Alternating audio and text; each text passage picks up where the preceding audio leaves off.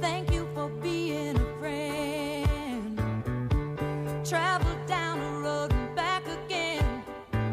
Your heart is true. You're a pal and a confidant. Go ahead, friend. Welcome. This is Julie.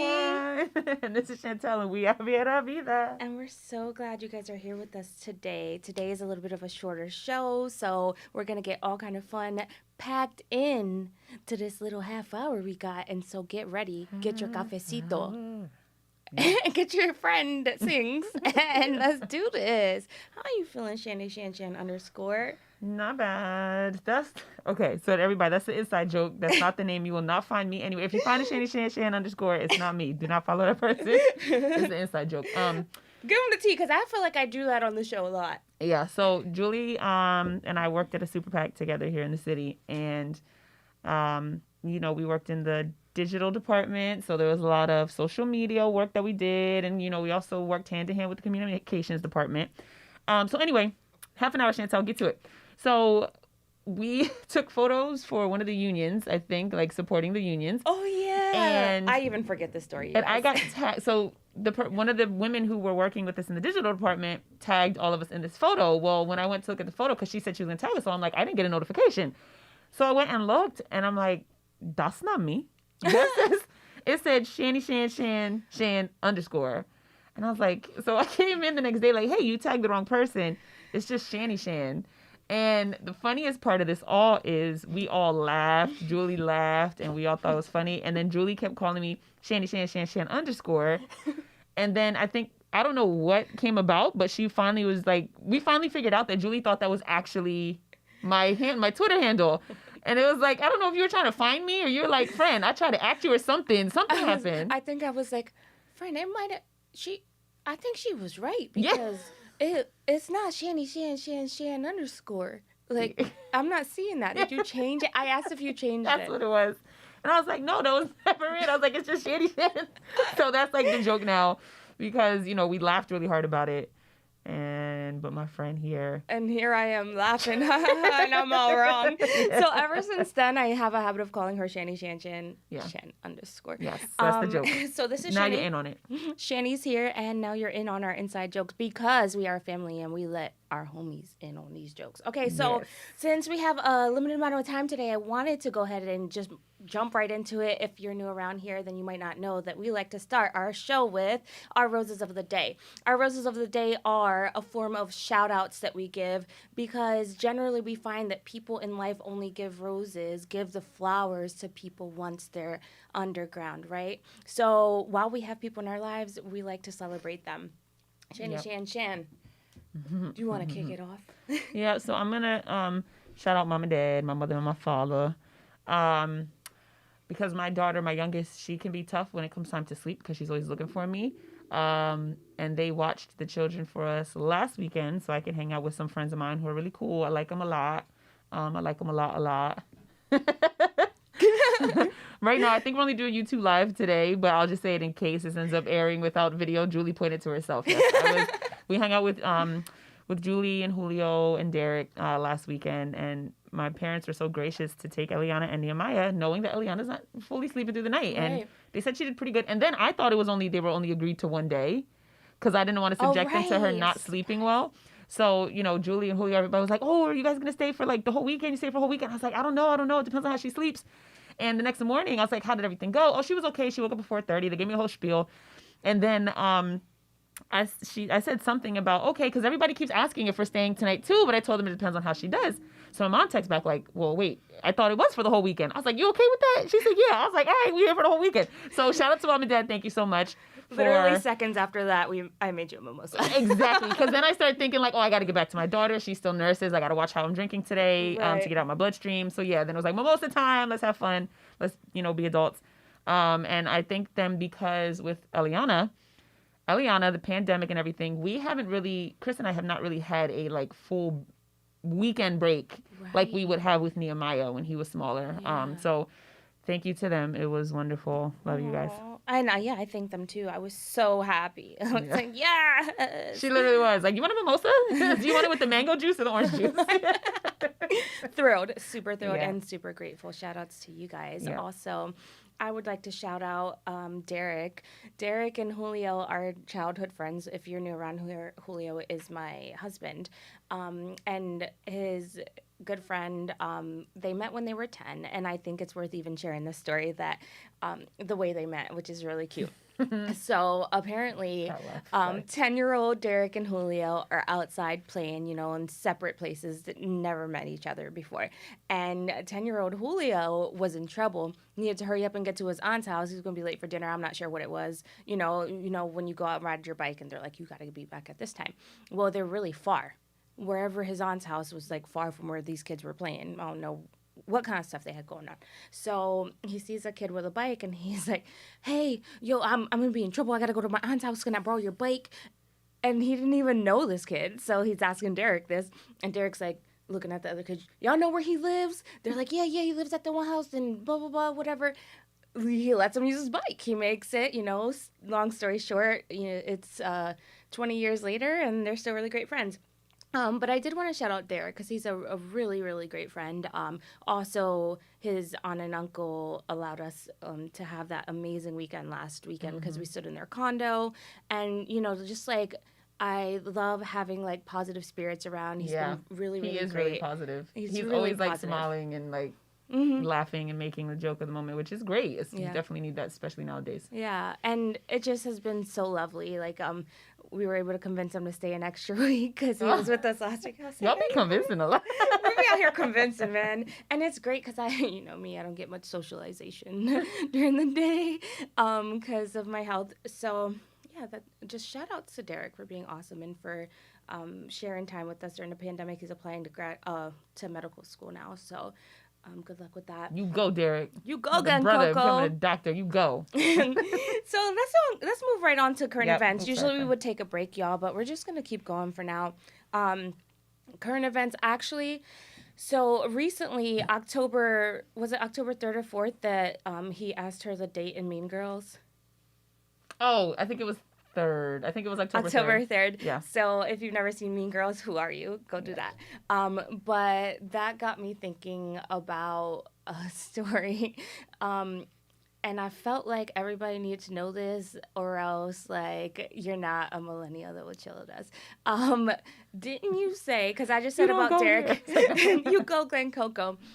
Glen Coco is a real person. Glen Coco's a real person. So I told Julie over last weekend, literally when we were hanging out, that I was, I follow Mariah Carey on Instagram, and she posted videos of her being interviewed by Tina Fey, who, if you don't know Mean Girls, Tina Fey is the creator of the movie, one of the creators of the movie, and she was asking Mariah Carey trivia questions, and Mariah Carey was nailing them, and then one of them was about Glen Coco. So Mariah Carey is like, that is a wonderful name, I love that name, and Tina Fey literally said, yes, that is actually the name of a friend from my childhood. Like, his name is literally Glen Coco. She knows somebody with the actual birth-given name, real life person, not a fictional character with the name Glen Coco. It's so that good. was, yeah. You go Glen Coco. So shout out to Glen Coco wherever And you are. I wonder how many times. Like, could you imagine him going to get Starbucks or whatever, and it's like Glen, and they'll be like, are you Glen Coco? Do you want Coco in that, Glen? Like, I'm sure he gets lots of jokes. I wonder if he's cool about it or if he's just like over it. If you don't stop with the yeah, Coco. I know. To us, it would feel like I'd be like, oh, but then you don't know because it's not right. you. You're not in those shoes, right? Mr. Glenn, if you ever want to come on our show, you're invited. Mr. Glen Coco's, come on out. Okay, and then the other thing, that was my light news. Mm-hmm. Let's get into the elephant in the country right now. You mean the fly in the... I was going to say the elephant in the room, but it's the whole country going through. Yeah. These debates. Okay, so I assume that whether or not many people who are watching this or hearing this have watched the debates, you at least know in general how they went. Yeah. So the presidential debates, as well as the vice presidential debates, were alarming. Mm-hmm. That's the word I'm going to use. Mm-hmm. I want to hear your feedback Mm-hmm. about them and just sort of discuss where we're at receiving, this as millennials and, a month away from voting. What is this doing for you? So I'm going to go back to presidential debate. That was hard to watch. I could appreciate, So as much as I wanted Joe Biden to get back at him, like with the classy shade, I could also appreciate the level of restraint that he was displaying and that he was actually, using during the debate, because I'm sure Mr. Former Vice President Joe Biden was probably ready to share some words. But, he had to keep a certain decorum and a certain presidential sense about him. So I could appreciate that. Even though I was like, come on, man, get back at him. And my husband, too, was yelling at the screen. Like, nah, man, like, you need to bring this up. You need to bring that up. So it was tough. I don't know if it was just me, but I felt like he threw a little shade, like sometimes he the did. right level of it. Yeah. Like at one I wanted point, more, though. yeah. Like at one point, the moderator goes, Mr. President, if you could stop interrupting, if you could let him speak, and Joe Biden goes, he can't do that. Yeah. So it was a little bit in there, He's but got a little Tourette's. So I was definitely a little worried about what the next debate would look like. However, now we're hearing that's canceled because Trump is upset that it's not going to be in person. I don't know. I do feel like, so I understand the health and safety of everybody, first of all, since, there's a lot of people associated with Trump and in Trump's party that have been testing positive. Sorry, I'm laughing because what just went through my mind. I feel like doing a Zoom would be tough for them to debate. Nobody's going to hear anything. We won't hear anything because the two people going at the same time, with Trump probably, speaking over Joe Biden, it's going to drown out the mics. That's how it does when you're on a Zoom conference, whatever, virtual conference, period. But I'm thinking if they did do it virtual, then the moderator can just mute. I was literally just thinking that. I was going to say, sorry, it's your turn. Yeah. Just mute. That might be better. This is the debate of the future. That might be better, but I could really see Trump throwing a fit and walking out if they mute him and don't let him talk, and all you see is his lips moving. I could see that, or getting a whiteboard and scribing some chicken scratch, like, lies, fake news. Cue cards. He'll just have cards ready, like, where's my fake news card? Fake news card. Yeah. And then with the vice presidential debate, I really do not feel like Pence was answering any questions. It probably could. I mean, I know a lot of people felt that way, but I really felt that way. And this isn't me just going along with the majority or, what I was seeing across my Twitter feed. I felt the same way. Like, one of the things, so I was trying, my daughter was still awake, so I'm paying attention to her, eating my snack, watching this. They asked about climate change. And he says, the climate is changing. Yes, let's talk about taxes. And it's just like, sorry, you didn't answer the question. And I felt like that was almost every question thrown at him, he just didn't answer. And I felt that way too. And Kamala was so gracious. One of my favorite parts of the debate, which I feel like a lot of women will relate to, is the way that Kamala presented herself. And without, being hyper aggressive or anything, she stood her ground. Yeah. She, like that point when she said, I'm speaking. Yeah. I'm speaking. Yeah. I would never have thought of that as, enough before. But the way that she asserted herself, I was like, anytime someone cut me off the last week, I was like, I'm speaking. I'm speaking. No, but that is really good because, I stayed on Twitter. Anytime these debates happening, I'm just like refreshing Twitter and seeing what people are saying as far as the commentary, the people that I follow. And some people were talking, like comparing her being a woman and then women being in boardrooms and women being in certain meetings, executive level leadership, senior meetings, or even just regular job business meetings where they definitely had something to say and they had an opinion, and their opinion and their word probably would have been the best to listen to, but because they're seen as a woman in this room, they were just talked over, spoken over. And so they were just talking about how her stance and how she graciously, I'm talking, and waited until he stopped so that she could then finish her thought. A lot of women felt like they're going to take that, like you said, you're taking it with you, and they feel like they're going to take that with them into these rooms and these spaces where they might be shut down just because of their gender. So, yeah. It's empowering. And this is also a lesson, right? So not having seen so many leaders in at least administration that are women, what has that deprived our young women of? Our, the boardrooms, a lot of times we have the knowledge that we can assert ourselves, but that knowledge is not translated into boardrooms. We have the knowledge of, like, how to deal with policy and things like that, but not the voice within the boardrooms, right? Yeah. And I feel like this opens up those doors. Yes, because then unfortunately, when a woman is in maybe higher level positions, or she is in the room and in the meetings, when she does talk and she does get her point across, and she might have to be as aggressive as the men to get her point across, now they're calling her female dog, and they're calling out her name and saying she's this and she's that, and things that are just rude and disrespectful. But it's like, why can't she be as assertive as a man to say what she needs to say? And she still identifies as a woman and says, no, I'm a woman, but I have a voice, and I'm going to maybe assert myself as strongly as you men are asserting yourself, so that I too am heard. And it's, I just think it's, it's ridiculous how that goes, but I'm glad that she did what she did. It happens often, no, right? Like the women who do not do that same thing, instead of being called a female dog, are too shy or too timid, or see, women don't have a strong enough sense of self to do it. So when or do you she had win? to sleep with people to get here. It's like, right? What? Yeah. Like there's no winning either way. I saw a TikTok. Hello, millennial. I saw a TikTok that was really interesting, where basically the writing is going off, and then there's that song, "You Got It," that keeps saying "You got it." So okay, I feel so like I maybe seen a TikTok with that. I might find the sound clip and play it after we have a little break.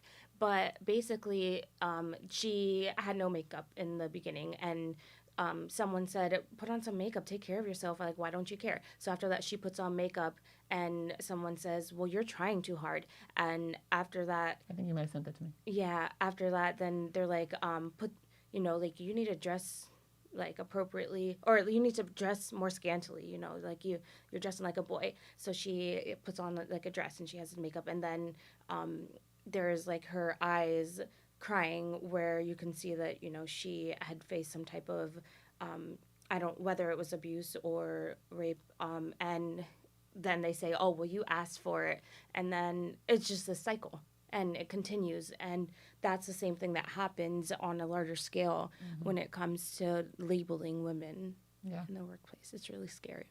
It is. It is.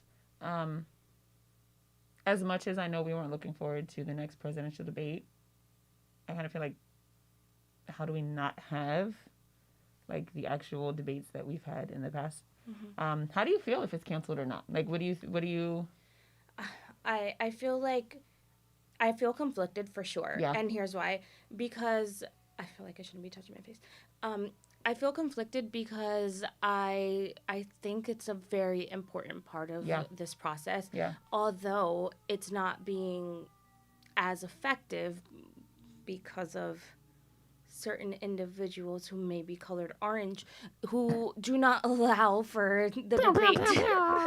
Shots fired. For the debate to have its power, right? Like if you're not having an actual debate and you're just having an argument, it's a way of silencing. It's a way of really silencing the people, is and the process, right? It's undermining the process to go through. And whether, let's say that you're not comfortable with the debate and you just happen to be, the president or something, what you could do to undermine that is continue to interrupt or continue to cut through the process, so that you're not really seeing that weakness, right? That's how bullies cover up their pain, by bullying other people.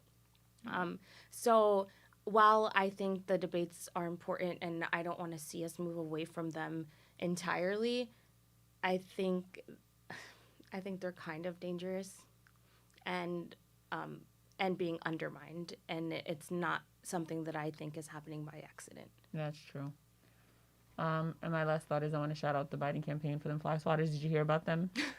No, tell me. Friend, they after the fly, they literally went and literally got fly swatters designed and put like Biden campaign information on them and sold them. I love it. And they sold out within 2 hours after the friend.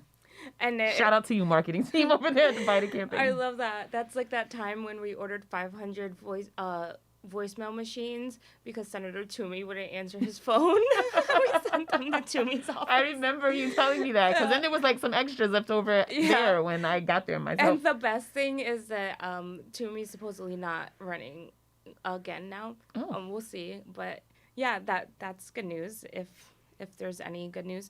And the last point I want to make about the debates before we go into a break is one one point that I think cannot go said enough, and it's that our leaders need to reprimand or be a little bit more straightforward about issues of racism.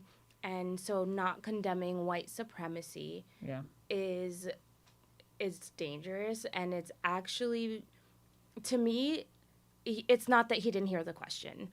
To me, it was, oh, I need to still have my allies who happen to be white supremacists. Yeah. So I would have really, really liked for that question to be answered in a different way, but it was something that I feel like was glanced over very quickly. And so my point in saying that is just be aware of all the little ways that, our culture is being affected by these debates, even if, they're not positive. Yeah. We need to be aware. My last question before we go to a break. Who, if you could pick anybody, alive or dead, would you want to see moderating the next presidential debate? Spider-Man or Iron Man? Iron Man. Why Iron Man? What's the thought behind that? Actually, if I gave a true answer, I would love to see Michelle Obama moderating the debate, but obviously she's progressive, and then they'll say that she was leaning more towards Biden's side, so that couldn't really happen. Mm-hmm. I would say Iron Man because I find Iron Man to be a true intellectual who understands the financial, I guess, concerns of the 1% and what happens to be more of the right, but also a very self-built person who understands the needs of the left, who tends to have a well-rounded voice, but also knows to assert himself, also has a heart for philanthropy, and Iron Man would nail it. And then he has all the technology, so he would figure out how to make sure people aren't talking over each other. I see you. That's a good one. What about you? So if it was someone, I guess I'd go with alive. I'd really so your first thought, Michelle Obama, I'd want to see a strong sister up there. Woman, yeah. Yeah. So I don't know. I feel like the people that are in my mind, the Angela Rise and people like that, it's just going to be more shut up, stop it. What about Oprah? She has been moderating conversation. I think she'd be good because she's very commanding, and she also, even in a space where it gets crazy, she's not one to her back. She knows how to do it in a professional manner. So that'd be a good one. She can hold her composure, that woman. Yeah, that'd be a good one. Yeah, Mama Oprah. Okay, so we're going to take a short break. And after this break, we're going to come back and talk about some tips that we have for the fall. At this time of year, we tend to like to remind ourselves to take care of ourselves in both spiritual, mental, emotional, all types of ways. So stick with us for after this break. We are going into our affirmation segment. I came out in the 11th grade. Nobody was embracing you. The kids were cruel. It was very difficult to be gay. Not completing high school is more of a social thing than it was an academic thing. And even though all these years have passed, I still had that longing to have my diploma. I have a mentor, Maria, and she convinced me to continue my education. Just never judges. She's a true role model. From the depths of my heart, I thank you, Maria, for being a friend and a beautiful person. No one receives a diploma alone, and I'm honored to share this moment with you. Thank you. If you're even considering getting your high school diploma, go get it. You can do it.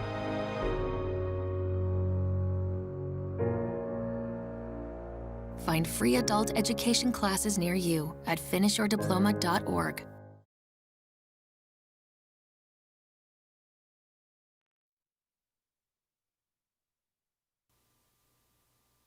Shan _ I'm over here smiling like they can see me.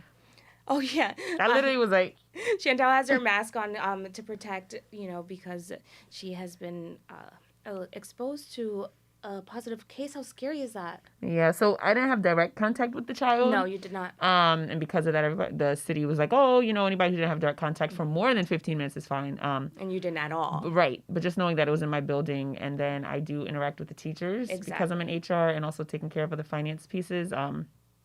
Yeah, I'm a little cautious. Yeah, throughout the break, I was like, should I put my mask on? Because generally when it's just Chantel and I don't. And she was like, no, I'm just doing that. So in general, I do have my mask, y'all. Anytime I step out the room, I'm wearing my mask, and it's just me and Shan in here in the studio with 4 walls. So welcome back to the show.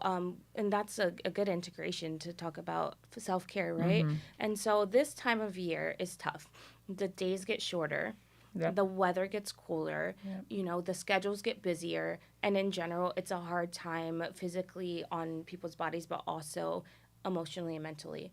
And so generally around this time of year, we like to do our affirmations, and we like to share what that has done for us. Chantel, do you mind just recapping what that means for us? Yeah, so positive affirmations are statements that you make about yourself or about your situation using all positive words. You try not to use any negative words in the statements. And it's something that you want to repeat maybe for a certain length of time, 2 weeks, a month, so that it helps to change the way you think. I think that's really, I'm over here thinking about something else, but really for me personally, it helps to change the way I think. I was always see the glass half empty. And I knew of positive affirmations. I knew people who did positive affirmations, but I just felt like that's not for me. I tried it, maybe did it for one day. This isn't for me. It doesn't work, yada, yada. Quick, I know we don't have much time. I saw Julie. Julie was playing around. It became a joke. Something happened with my husband and I about something he said to me. He did say positive words. I took it smart, however, and when I shared the story with Julie, Julie took that and would say it to herself. And she would say it I'm patient, I'm whatever. She would say these things in situations. And I'm patient, I'm level-headed. Yes, patient and level-headed. And it would be sometimes in funny times and then in times where it's like, yo, what just happened? She would say it to herself. And then I started to notice the patience. More patience, and then level-headedness. I'm like, So in me sitting and watching her, I was like, you know what, let's try this. And we did try it. Last year we did for 30 days. And I have to say, for me personally, someone who felt seeing glass half empty and feeling like this wasn't for me, it definitely helped change my thought process in the midst of situations and issues. Because, so glass half empty person, and also being a Bible believer and believing in the Father, I would go through this long time period of just negativity, depending on what sort of situation happened, a car broke down, whatever, car issues, whatever. It'd be a long period of negativity, a long period of crying, a long period of I'm not going to make it, this isn't going to work, this isn't going to work. And then I would come around to try to okay, pick yourself up and move on. Well, now after doing the positive affirmations, it's more of negative thoughts try to come, but then because I've kind of tried to train my mind and thinking of the positive first, because I'm speaking more positivity and more life into myself. Amen. That has made the process of, even if I do get upset, because we're human, so we are allowed to be upset and get a little down sometimes, but it has shortened that time period and that time frame for me of, if negative thoughts try to come, I'm not dwelling in it that long. And I think the Father that we did do this because it was something I really needed. It made a switch in my brain and it worked for me. I'm a believer. I can attest to that. 100%. I have seen you turn into this just force, and I never really looked at I never looked at you as negative or glass half empty. Because I can see positivity for you, the friend next to me, but for myself, yeah. But I did notice that you were a skeptic, right? And I'm fine because Chantel tell you I like to convince people. I'm like, you could do this. Let's go. Yeah. This is how you're gonna do it. We're gonna do it together. And that's just my personality. And I have seen Chantel sometimes where I would in the past have to do some convincing. She's like, you know what, friend? Yeah. Let's do that. Let me find out, see if I can. And I didn't even have to come up with the solution, because sometimes you gotta do that for your bestie, right? Yeah. Friend, if you were to call your mom and see, could she stay with the babies next weekend, you think maybe we could go to the store together? And then if you ask her about it didn't have to be like that. And it's exciting, and it does have a lot to do with these affirmations. I believe it. I believe the Father sent this message to us because both of us were a little skeptical about the process, right? From the beginning. If you guys go back to our episodes, we're we could see this working. It seems a little hippy-dippy. But it does work, and here's why. We looked into some of the science. I'd like to use a metaphor. There's this part of your brain that's activated that creates dopamine when you smile, right? So dopamine is like the happy drug. It makes you happy, and you tend to be in a better mood when it's released. So and serotonin and all these things in your brain. So I read the study. If you were in a really bad mood and you look in the mirror and you smile, you force a smile. It doesn't even have to be real. You just force a smile. Use those muscles that your mind is already attributing to a smile. You're releasing dopamine and you're releasing, like serotonin, and you actually become happier, like measurably chemically measurable in your brain. Yeah. And so we're doing the same thing with words. Yeah. And I want to say to that, so even with exercising, right, people are like, oh, it releases endorphins. It gives you like this feel good about yourself. And I was a person as well. It's like, I don't get that from exercising. I'm just doing it for the health, right? And I haven't done it for a while. I got to get back. But I was one of the people that said I never felt the release of the good stuff to make you feel good about exercising. So what I want to say about all of this is like, okay, well, I'm smiling. If they're like, Julie and Chantel, I'm smiling. I'm trying all this. I don't feel it. I think the way to measure if it's working for you is not in the actual moment at the time when it's happening. I think to measure if this is working for you is how are you handling the situations and the adversity that comes your way? Are you handling it the same way you were handling it before you tried this, or is your thought process and your mind shifting, and are you getting through it better and easier than you were previously? I think that's the way to measure it, because again, I was a person where I'm trying this, it's not working. And because I expected a quick fix, like right then and right there, and I expected to be like this sunshine and butterflies and birds singing at my window, like I'm a Disney character, like it wasn't. You're thinking the same thing. Like it's not gonna happen. It might not happen right then and there. So you got to keep at it. It's a process. And eventually, you hopefully will not be in the same spot that you were previously. True. And one point I wanted to add to that, too, and you made this point sort of in the beginning about how we even began embarking on this process, is that sometimes it's only working in the moment because you feel silly. Yeah. Because it feels weird. And yeah, you're because just we laugh every time you said it. You're like, I'm patient, I'm level-headed, we would laugh. Julio would say something sort of like, I'm patient, I'm level-headed. and that releases these chemicals that in time, create synapses that remind your brain to be happy in this time. And so the same thing might happen when you're looking in the mirror. You're like, this is so stupid. I'm a fool. All right, let me walk away.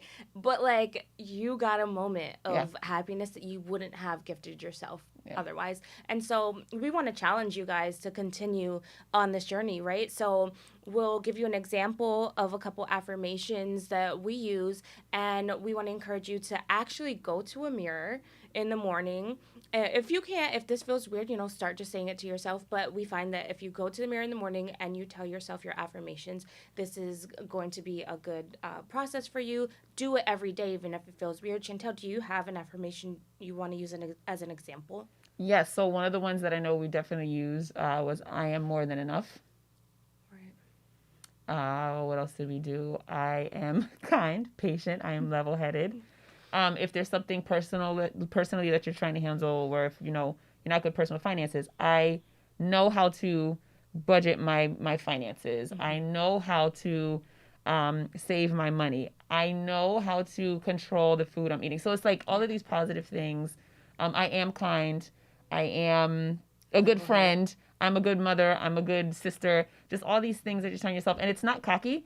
It's a way to change the way you think, because again, you are what you think. Right. So we want to encourage you guys to use these examples to create some positive affirmations in your life. Use these in any way that you feel fit, and we will be checking in with you throughout the weeks to see how this is going, and we'll share our experiences as we do the same. So we're going to wrap up here on the show. It looks like we do have a comment we might want to share right before we sign off the airways. Yes, so it said that I had learned about positive affirmations as a believer, and that's true, because we used to recite personal confirmation, something like that, personal affirmations. But apparently you didn't have the faith at the time, and it took now for you to believe while watching your best friend prosper in it. It shows it's never too late, and that is true. It does show it's never too late. I'm in my 30s when we finally decided to work on this, and right. Yeah. So do this with faith. Do this with positive attitude. Use a positive attitude when you use your positive affirmations. We love you guys. We hope that you are blessed by this process, and we will see you next week on the Viera Vida show. Ciao. Thank you for being a friend. Whoa, whoa.